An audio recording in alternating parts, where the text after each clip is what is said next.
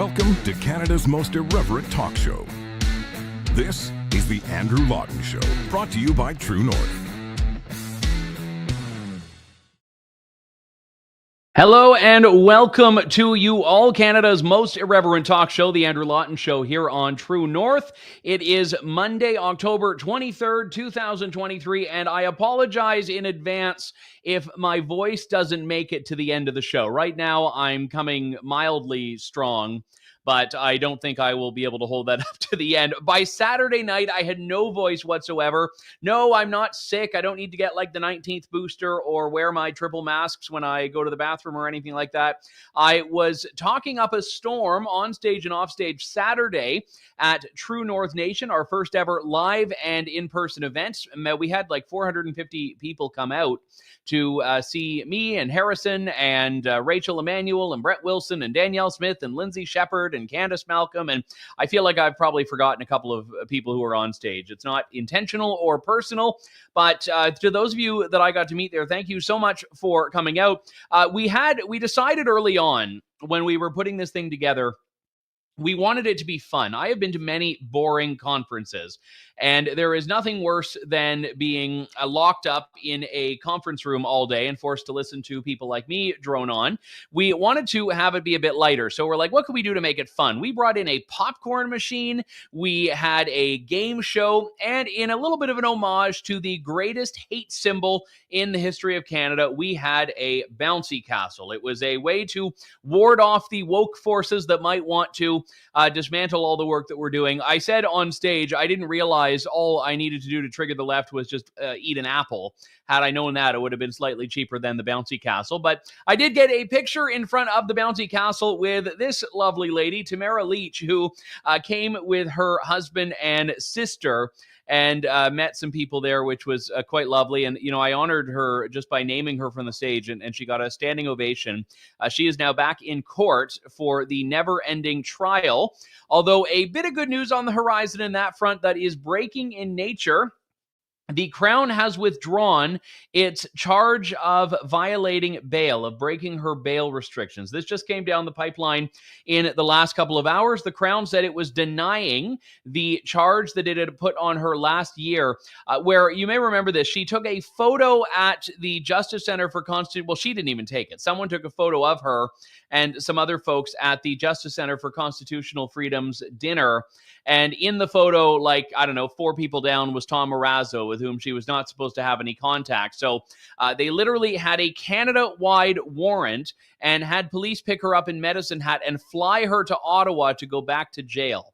So that charge has now been withdrawn. And one of the reasons the court said was that, or the prosecutor said, was that, well, you know, this trial's already going on so long. Let's just focus all our efforts on this. So they want to make sure they could really, really give her the gears on the current charges they're trying and not have to worry about this one. And incidentally, Tom Marazzo is going to be on the show tomorrow. Not about this. We'll be talking to him about something else. But I was worried, and I said to Tamara, I shouldn't share this, but I think it's fine now. I said to Tamara, I said, I'll take the picture with you, but like, please please tell me this isn't going to like violate your bail conditions. She said, no, I think we're fine. So who knows if like a bouncy castle is like this great symbol of all of these things she's not supposed to be doing now in the eyes of the state. You never know. But she did not seem to be fazed by that, and actually brought to our True North organizers some of these delicious mini cheesecakes from Medicine Hat, which were, I looked like I ate them all. I did not eat them all. I only had a bit of one, but they were absolutely delightful. So thanks again to everyone for coming out there. Getting into the breaking news today on the non-Tamara Leach trial front, of which there is a great deal. I wanted to discuss this scourge of anti-Semitism that we see coming out of the shadows. Now, I've quoted oftentimes my friend Laura Rosen-Cohen, who's a fantastic writer, who coined the phrase, everyone meets at Jew-hate junction. And it's, quite a little witty, snappy phrase, but there's a lot of truth behind it because it's the place that seems to be the natural resting point for a lot of bigots. They can all sort of agree on being anti-Semites and being anti-Semitic. And in the first few days of Hamas's latest attack on Israel, it was very trendy to condemn Hamas, to denounce Hamas. It was the morally right thing to do, but it was also the trendy thing to do. And the people who have a great deal of disdain and contempt for Jews kept their mouths shut, some of them, not all of them, for a couple of days. Well, as Israel mounts its counteroffensive and tries to push the Hamas forces back and relegate terrorism to its place, people who despise Israel and its existence and the fact that the Jewish people have a state of their own have not been able to keep quiet for long. And interestingly enough, even some of the people that have previously apologized for their statements are now reverting back to it. For example, Sarah Jama, who is was until this morning, a New Democrat member of Ontario's legislature. You may recall she issued this statement about, resistance and all that. And then she kind of pivoted that to a pseudo apology walk back of sorts. And then the NDP was like, okay, great, we've dealt with this. Well, now she started doubling down again. And we hear from Sarah Jama more reiterating of this. And essentially, she's been unrepentant. Well, this morning, she was removed from the NDP caucus. Now, some NDPers who agree with everything she says on Israel are very unhappy about this. But if you want your party to exist on the fringes, you welcome people like Sarah Jama. If you want it to be a serious party, which in Ontario it kind of is, then this was probably the right move. But the reason I bring all of this up right now is that it is increasingly normalized and mainstream to take very radical anti-Israel positions. And I'm not saying criticism of Israel is always anti-Semitic or that criticism of Israel is always radical, but I'm saying that the very fervent anti-Israel rhetoric is almost always anti-Semitic in nature. And when I say it's mainstreamed, I mean people that are looking to enter the workforce, finish up their studies, are owning up to the fact that they hold Israel in a great deal of contempt, not just the decisions the country makes, but the existence of the country. You may have seen this. Over the weekend, there was an open letter distributed, signed by dozens of students at TMU's law school. Now, you may not know what TMU is. I don't think they do either. It's okay. This is Toronto Metropolitan University, which is the name of, it's the artist formerly known as Ryerson, because saying the word Ryerson is now a hate crime. So you have to say Toronto Metropolitan University, or you can actually say uneducated moronic douchebag institution, because that is essentially the reputation it attracts when these sorts of students are defining it. Now, these are law students. These are students who have gone through undergraduate studies. They are educated by definition, and now they are about to enter the wonderful world of law. Now, you may have some criticisms about lawyers, and I think that's fair, but I want to read some of the comments in this letter to you. This is a letter that they signed, that they put their names to. 1L students who are in their first year of law school, 2L students, 3L students, also alumni. And in this letter, they say that they recognize the apartheid state referred to as, quote, Israel, is a product of settler colonialism. They say Israel is responsible for an illegal occupation and ethnically cleansing. They say Israel is a settler colony. And more importantly, they say we stand in solidarity with Palestine and support all forms of Palestinian resistance and efforts toward liberation. All forms. They go on to say they condemn any statement that shifts the narrative away from colonialism.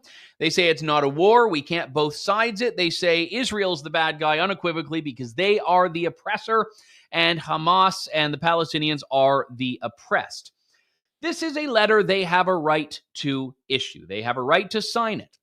One of the things that is worth noting is that law students are in about 2 weeks' time going to be applying for jobs or interviewing for jobs at Toronto Bay Street firms. Now, you may or may not know this, and I don't think it's an unfair stereotype, but there are some high-profile Jewish lawyers around that I would hope would raise some very serious concerns within their firms about these students who are not just expressing their opinions, but expressing opinions that literally and explicitly justify and condone violence. When they say all forms of resistance, they mean that paratrooping in and kidnapping an Israeli grandma and beheading a baby and raping a teenager, well, that is all just resistance. And how dare you criticize them when they're just the oppressed victim colonized?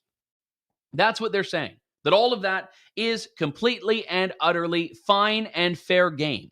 It is not just despicable and disgusting, but it borders on evil. And these students should know better. And I would say, if you believe that, absolutely put your name to it, wear it proudly. And I hope that anyone who wishes to hire you will understand the issues that you want to advocate for as a lawyer when you issue that statement to your university, because that is precisely what's happening here. Now, of course, the letter got deleted, but not before screenshots, which you can look up if you're so inclined, sharing the names and titles which these people put on the letter themselves were made and are a part of the screenshots that are circulating. And when you ask the question, which is a legitimate one, well, hang on, are you being unfair when you say that people who are anti-Israel are anti-Semitic? And I always put the caveat that not necessarily, but more often than not, they are. Let's, for example, take a look at this video footage from the weekend at a popular Toronto restaurant at which I've never been, but I've heard very good things about, Cafe Landver. And an Israeli Zionist cafe!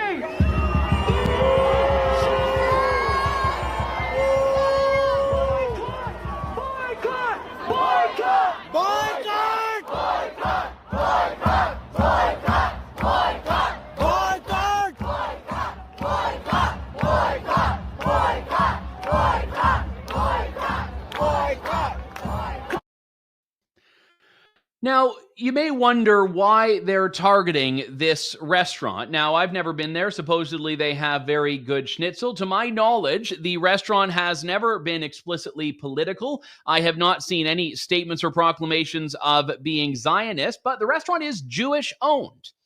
And it seems to me, from my perspective, the only reason it was targeted by these activists is because a Jew dared own a restaurant in downtown Toronto, and that is worthy of calls for boycott. You often hear university campuses very explicitly and openly vow to support the boycott, divestment, sanctions movement, which is to say we should boycott Israeli products. Sometimes they will go so far as to say Israeli people, Israeli academics, and divest from any Israeli company and sanction Israeli products and all of that. And it's not actually Israel thereafter, it's Jews. And they can cloak it all they want in the pretend, oh, I'm just an anti-Zionist, or oh, I'm just making criticisms of Israel. But a lot of these people hate the Jewish people and are very proud of that fact. Now, I've always said, despite my criticisms of this, I am a supporter of freedom of speech. I believe you have the right to express very heinous views. I take a very broad view of free speech.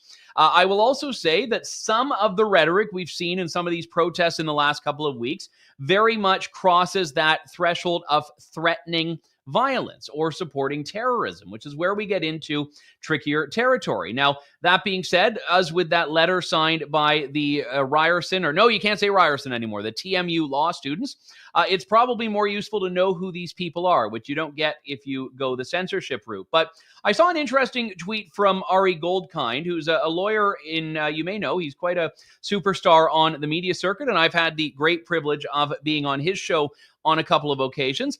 But Ari Goldkind shared that video from the protests outside Landver, and he said, I'm a supporter of the police, which in my line of work isn't popular, but I don't think I've ever felt more let down by the police than in the last 2 weeks, turning a complete blind eye, which they'd never do with a Proud Boy, a non-social distancer, or, God forbid, a trucker. Ari Goldkind joins me now. Ari, it's good to talk to you. Thanks for coming on today. Great to be with you, Andrew. So let's first off, let me get your take on that law letter, because here we have students that are in a couple of weeks going to be doing interviews with, some of these big Bay Street law firms. And I know we can talk about how institutions have gone so woke, but I can't imagine there are a lot of law firms in Toronto that would want anything to do with people saying that this call to violence should be welcomed. Well, Andrew, as much as I tend to agree with a lot of the things you say, I'm going to disagree on that one. They will be hired within a nanosecond. Wow. This is how Toronto now works. All one has to do is look at demographics in Toronto to understand the imbalance here between people with my last name and people who think people with my last name should be wiped off the face of the earth. The fact that this is now going to be the future lawyers of this country Forget even the anti-Jew part of it. And no, I don't accept that the anti-Israel part means that they're not anti-Jew. It's just a euphemism that they use as a get out of jail free card. But leaving aside the anti-Jewish hate, because I don't actually love the word anti-Semitic, it's not specific enough. These are also people that are going to be in charge of free speech, free expression, which we know will not only be free, it'll be expensive, but it could cost you your life, your business, your boycott. And the worst part about it, Andrew, is that nobody's doing a thing about it because the political people that could do something about it, or the people at the top of the corporate food chain, which often have more power than even politicians, they understand the demographics in this country.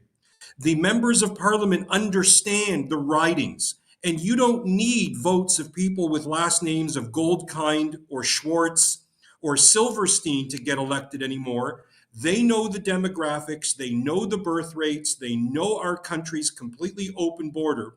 So when you hear Trudeau and his sycophants saying, we don't like anti-Semitism, but on the same day they welcome hundreds, if not thousands, on a daily basis of anti-Semites to this country, all you're now seeing at Cafe Landwehr and other places is people who thought they needed to be a little bit quieter. Now they're emboldened. They're doing it in a blazing way. And the part that concerns me, given the double standards of the last few years, Andrew, is that they know they can do it. They're untouchable. And this country that I thought would be safe for people with my last name is now clearly becoming unsafe. And for those who say, oh, Ari, you're clutching your pearls, which you're not actually wearing, I can tell you that in the late 1920s and early 1930s, there was no greater place on the earth for Jews to live than Germany and Poland. It's a heart-wrenching tale you tell, and one I hear from so many of my Jewish friends. Just over the weekend, there was the president of a Detroit synagogue who was stabbed in her home. I mean, this is, I fear, a story that's going to be repeating itself elsewhere. Cafe Landwehr, its only crime, insofar as I've been able to see it, is that they happen to be Jewish in Toronto right now, which is enough to attract this attention. And you are right when you make that reference in your tweet to truckers. When there were a group of people that were planning, when the convoy was in Ottawa, to drive around Toronto and honk their horns for a bit, police were giving press conferences. They were talking about all these preventative measures. And even if they didn't charge, they were saying we need to be out in full force to say we aren't going to stand for this.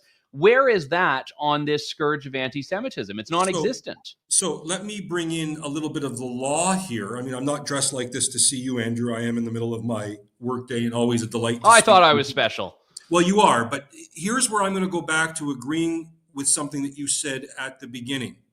You and I are both almost free speech absolutists, okay? And I very much am a free speech absolutist. Here's the point. You now have a country that says there are hate speech laws, that says public incitement to hatred is unacceptable. But it seems like there's only one group of people that you can do it with, only one group of people. And where I say is, if police were not going around and arresting people for not socially distancing, or for demonstrating in Ottawa, or for saying they don't want a vaccine mandate, or not standing 6 feet behind somebody at Costco or Walmart, I would be the first to say, look, police really shouldn't get in here. This is odious and disgusting. But by what double standard can somebody be arrested? I mean, literally arrested for taking their kid rollerblading in COVID or complaining about Pfizer. But these people publicly inciting hatred and genocide, which is what they're doing, of the Jewish people, means no police response should be forthcoming. And Andrew, to go inside baseball, I can tell you very specifically, a friend of mine was assaulted at Yonge and Bloor the other night, right on video, right at one of these massive demonstrations. And the police made very clear to him, as a Jew, they're not there to arrest. They don't want to make things any more heated. They're just there to observe.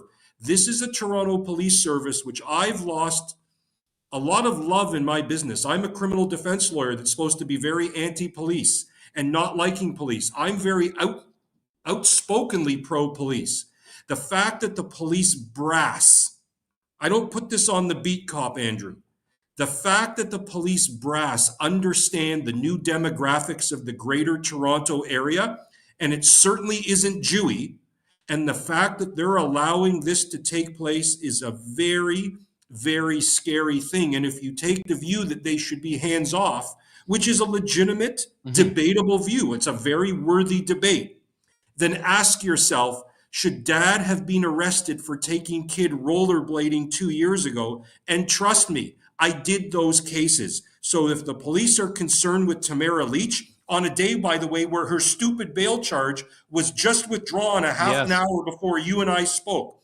She did 49 or 59 nights in jail. The charge was withdrawn. These people are advocating on Yonge Street in Toronto that people like me should be killed and put into the sea. That's what they're saying. If you don't believe me, hire a translator. And the fact that they're all going to be future lawyers, and this is what Ryerson or TMU students are putting in, lawyers occupy, as much as I can make 100 jokes, Andrew, a pretty lofty place at certain levels in our culture. The idea that not only they're signing this and thinking it, but they're saying it proudly, unlike those cowardly Harvard pieces of garbage who didn't have the guts to sign it. These people are putting their names to it, and it won't cost them a single thing. Well, and therein lies, I think, the crucial part of this, Ari, which is that there has been in the last couple of weeks, and I'd say it's been increasing over a number of years, the normalization of this. I mean, it used to be people had the wherewithal to conceal certain beliefs like this, and maybe you'd see these pockets on university campuses. But now when someone says from the river to the sea, which is, calling, I did the whole map analysis last week on this show. They're from the river to the sea is the entirety of Israel. Property, Andrew. People have more property in Alberta. Yeah, exactly. So when they say that, it's, I think an incredibly important point that they're proud of that. They're proud of saying all forms of resistance. Now, you have to have a level of temerity and brazenness to defend unequivocally all forms of resistance when babies were beheaded. Like, how on earth did this become so acceptable? Oh, I believe we've lost Ari there. We will hopefully get him back in a couple of moments. But I think the point stands. When they say all forms of resistance, they are saying that any single news story we have heard of, atrocities happening, was in their minds completely A-okay. That's the position they've taken. Yesterday, I don't know if you saw this, and I haven't done it myself because I was traveling yesterday, and to be honest, I don't know if I want to. But the Israeli government released to journalists hours and hours of footage and information it collected from Hamas officials and operatives that were apparently wearing body cams. Like they shared this, and they said to all these people, you don't believe what they were doing here. Here's the evidence of what they were doing. And you're still going to get deniers and all of that. But we've got Ari back. Ari, I don't know where we lost you there, but basically my question was, when you say all forms of resistance are fine, knowing what we know about what Hamas has done, you're defending that. And how did that become acceptable? How did that become a position that you could in mainstream society express? Well, look, you start, Andrew, and I think somebody's not liking what I'm saying, so they cut the internet feed, even though it looks 4 bars. But in any event, you look at 9/11, okay?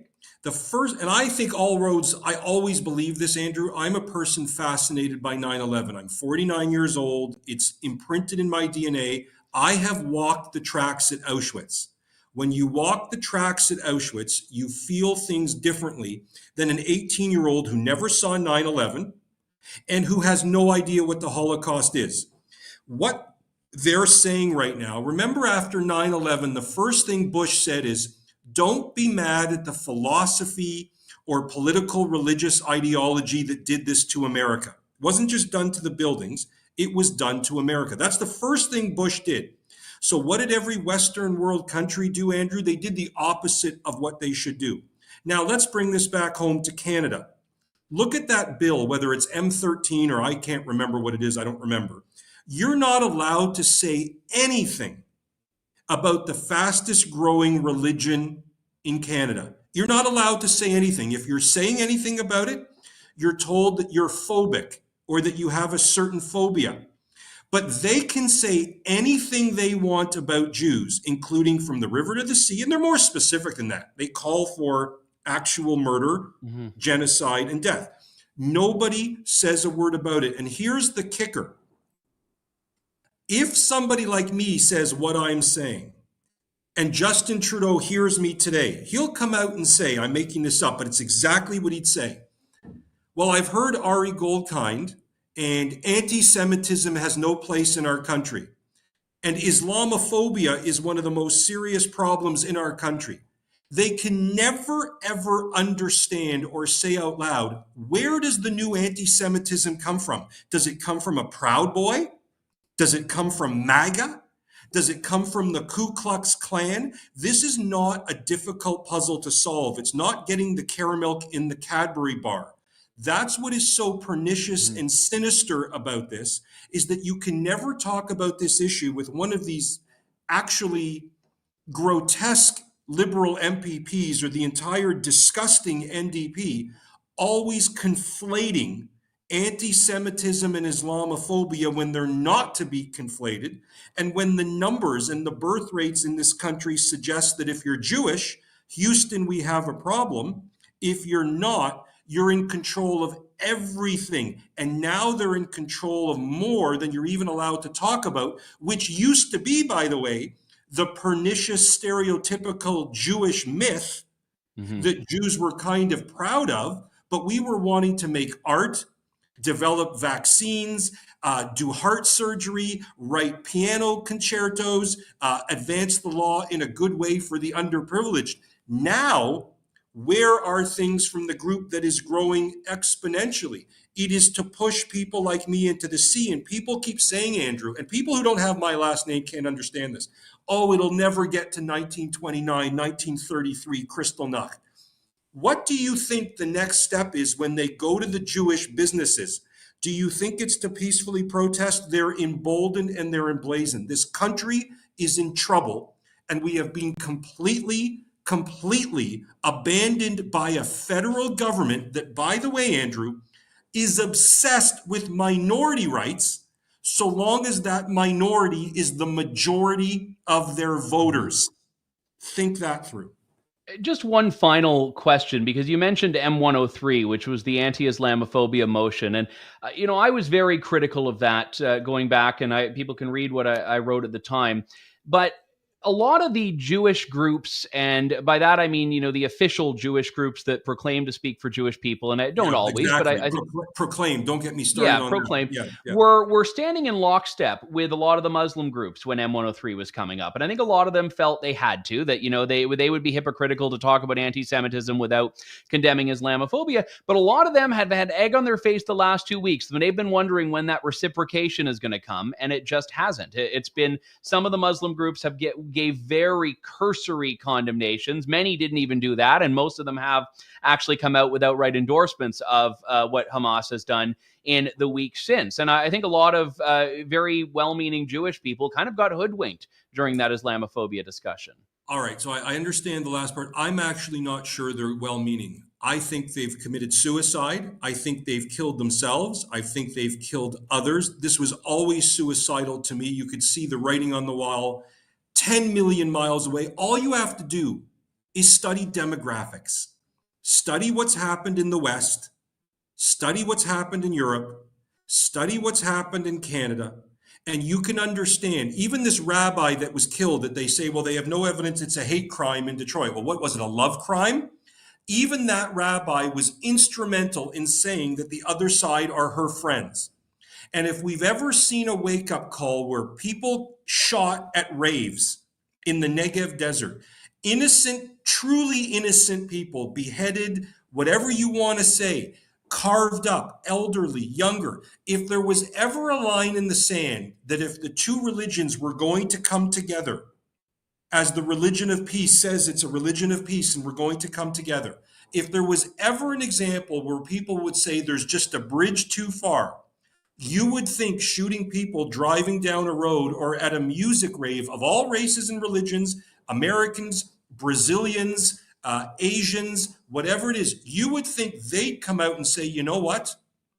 We have to do something about it. I mean, their side. Instead, it's all this nonsensical, woke garbage language, settler colonialism, this, that, and the other. It's all horse manure. It's garbage. And as far as I'm concerned, the Jews that have gone down this road, who tend to be left or far left, have all essentially assisted the rest of us in committing suicide because they all didn't listen to the words from 1945, which was never again.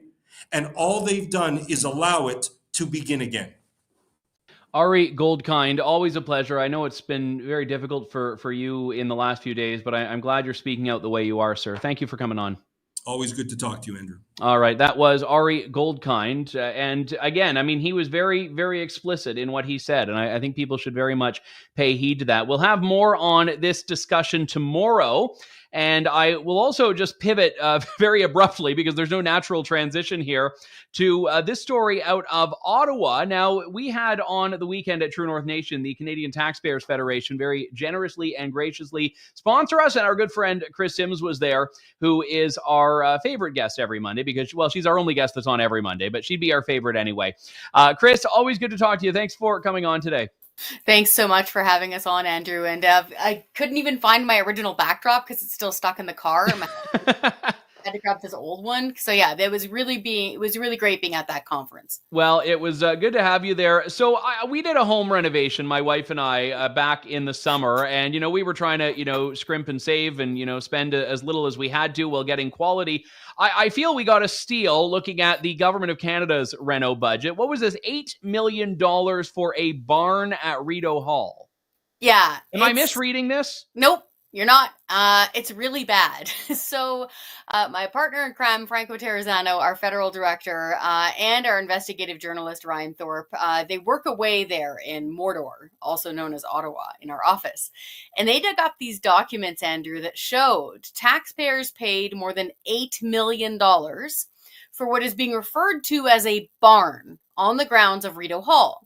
So Rideau Hall is where our Governor General lives. Right now, it's also actually where the Prime Minister of Canada lives too, in the Rideau Cottage, because 24 Sussex is so dilapidated.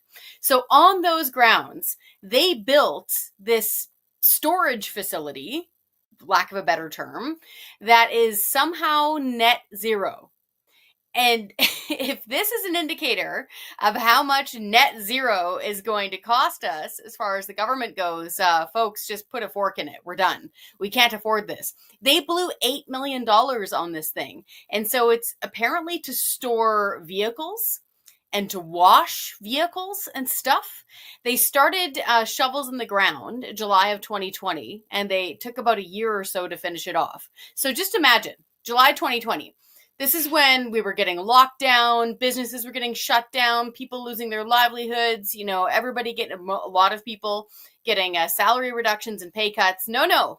The NCC forks out $8 million for what is essentially a glorified garage.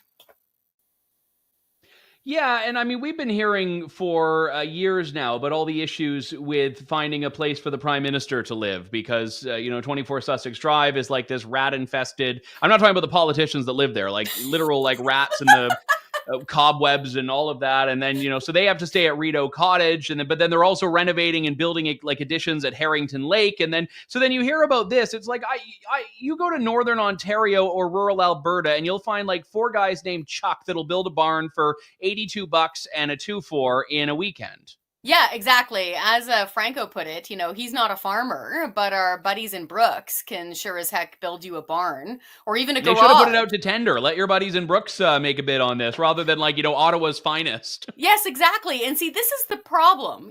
People can hear $8 million and just kind of roll their eyes and let it glaze over. No, really. Think about what $8 million is in real money. If you look up what is often referred to as Ottawa's fanciest palatial mansion, it's on sale right now on a real estate website.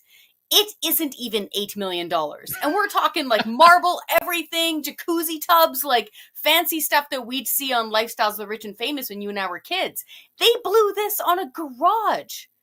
So this is just indicative of what the National Capital Commission is capable of doing when it comes to blowing money. And for anybody who lives outside of the Ottawa bubble, you don't know what the NCC is. What it is basically a glorified Parks and Rec department that is only in the Ottawa-Gatineau little bubble there. It's usually responsible for things like Tulip Festival and cutting the weeds out of the Rideau Canal. But they're also the geniuses that blow this kind of money on a garage. They're also the ones who have built a bonus mansion up at Harrington Lake for who knows who to live in. These folks just waste money in spectacular fashion. And Andrew, these are the same people who are crying poor. They want a raise. They want more taxpayers' money. They want to spend more taxpayers' money on 24 Sussex. Yeah. And so this is just a highlight. Like, we have unmoney right now. We are so deeply in debt. We're more than $1 trillion in debt federally. If you and I started counting right now, Andrew, if we had like a barrel of loonies, it would take us 30,000 years to count to 1 trillion. That's some great data visualization there, Kris. But no, it's insane. And look, just to reiterate this point, $175 million is what the NCC wants to renovate, or no, what they spent to renovate and maintain properties. Sorry, 135 for the renovation. They want 175 to restore them. So basically, they want, over 300 million in the span of like 15, 20 years to do this. And I mean, the NCC is basically... It's like bureaucrats and interior decorators combined, like both of whom want to blow more money than a project budget has. It's like, I never thought that was the most dangerous combination, but I think it is. Interior decorator, bureaucrats. They've created a monster, right? Because imagine having endless monies, right? No budget. All those home reno shows that you watch, right? Yeah. Usually they'll stop about 10 minutes in. And they'll have that moment where the couple's like, oh, can we really afford this? Imagine that part never happening. Like ever. And then just double the cost on top of everything else because it's government. That is what we are all paying for with the NCC. Like, for the amount of money that they spend renovating Harrington Lake, to give you an idea, you could have bought Avril Lavigne and Chad Kroger's mansion. You could have bought Halle Berry's cottage up in the Laurentians. You could have bought, there was a really famous hockey player. You and I know about the same amount of hockey, NHL. Yeah. You could have bought his house, his fancy mansion in London, Ontario, all combined. Wait, there's a hockey player who has a fancy mansion in London. I live in London, Ontario. I didn't know this. Apparently there is. Yeah, it's apparently the most expensive house in London, Ontario, and some NHLer dude owns it. I stopped following hockey in 1994. Well, Justin Bieber lives like, 45 minutes from me. You could have used that one as a... I don't know how much his house is worth, though. Right? And so they spent more just renovating one cottage at Harrington Lake than all of those places I just described to you. You could buy them. Like, you could buy them outright. Yeah. So this is where we're highlighting this, folks, that we just can't afford this. And this is the sort of mentality and thinking that is the reason why we are more than $1 trillion in debt. So the next time we're saying, folks, the government needs to tighten its belt, don't let them get away with the idea of, okay, what do you want to cut first? Healthcare or education? That's just nonsense. How about you scrap the NCC? When C11 goes into full force, we'll do like some CanCon knockoff of Property Brothers. We'll call it Property Bureaucrats. We'll just have the NCC go into like little suburban families' homes and, renovate them. And when the person says, well, I don't know how we're going to afford that, the NCC people will be like, what? Sorry, I've never heard those words before. What do you mean? I need my universal translator. I actually would watch that show.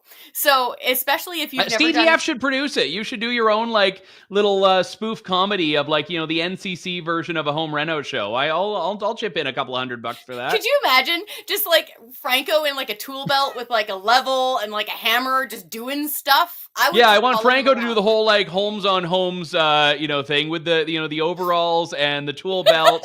And then you'll be in there with your hard hat directing it along. We can get, Scott Hennig to, go in there with the pallets for the paint and just everyone gets to pick it up. I think we're onto something here. There'd be so many smashed fingers and bruised toes, but it would be funny and we would do it under budget. So it would get done. It would be just like that Simpsons episode where they had a load-bearing poster. Remember when they rebuilt Flanders' house and it all fell down and they took that poster down? But this, you got to laugh or cry. I know folks are watching this going, how could you be laughing at $8 million? It's either that or cry, folks. Because if you sat down and tried, I guarantee you would not be able to blow even $4 million building a garage. Double that. And you paid for it. So that can get depressing real fast. And this is the key. Bureaucrats and politicians can't stand it when you mock them. They can't stand it. It really bothers them because if they stay in power long enough, they start thinking they're like some duke and you are a feudal serf. So if you laugh at them and you point at them and you mock them and ridicule them, it really gets under their skin. And hopefully we'll be able to get to them and make them change their behavior. Yeah, they're just not used to any real criticism or pushback, which is why a lot of these things just tend to exist without any sort of challenging and criticism. And I think that, having members of parliament that are going to stand up there and say no is important. But it's amazing how much of this is just allowed on a discretionary basis, like how much power is kind of relegated to these people and how large their budgets actually are. This is when we get into things like permanent government, right? Mm-hmm. And it's one of those things where you can hear, Trump talk about the swamp and you can hear about deep state and all that stuff, but just rinse all the politics out of it for a moment. Say that it's benevolent for some reason or objective or rational. We have a permanent government and it's always there. So whenever you hear somebody refer to a deputy minister, that doesn't mean the junior backbencher sitting in the House of Commons. Mm-hmm. That means a bureaucrat who is heading up a department. That bureaucrat almost always is paid way more than that elected politician cabinet minister, okay? And nobody knows their name. They can almost never be fired. And the ability to hold them to account is almost impossible. So, and they have a ton of staff and underlings under them. That's the department side of things. And no matter who gets elected through the revolving election door, okay, the bureaucrats in that department, they see you as a Johnny-come-lately. If they don't like dealing with you, they put their feet up and they water a houseplant, Andrew, and they wait. They wait for a change of government because they see themselves as the permanent state. It was wonderful to see you Saturday at True North Nation, you representing CTF, and then you also had our friend Liam Dunn, who was there with Generation Screwed. Wait. Okay, what? Kris, I've got the name for your show. Okay. Generation Screwdriver. It's the Canadian Taxpayers Federation Fixer-Upper Show. Generation Screwdriver. Okay. You did it. You coined it. Go buy the domain. I'm gonna do the Ezra Levant thing and book the domain name right away just in case because I need to have that. No, I've seen it's all yours. Okay, everyone. That's coming soon to CTF, and you'll of course learn about the show because with C11 it'll be forced to your homepage as authentic Canadian content. All right, Kris Sims, always good to talk to you. We will check in next Monday. Take care, Andrew. All right, thanks, Kris. All right, we've got to wrap things up there. My thanks to you all. We will be back in 23 hours and 15 minutes with more of Canada's most irreverent talk show. Thank you, God bless, and good day to you all. Thanks for listening to The Andrew Lawton Show. Support the program by donating to True North at www.tnc.news.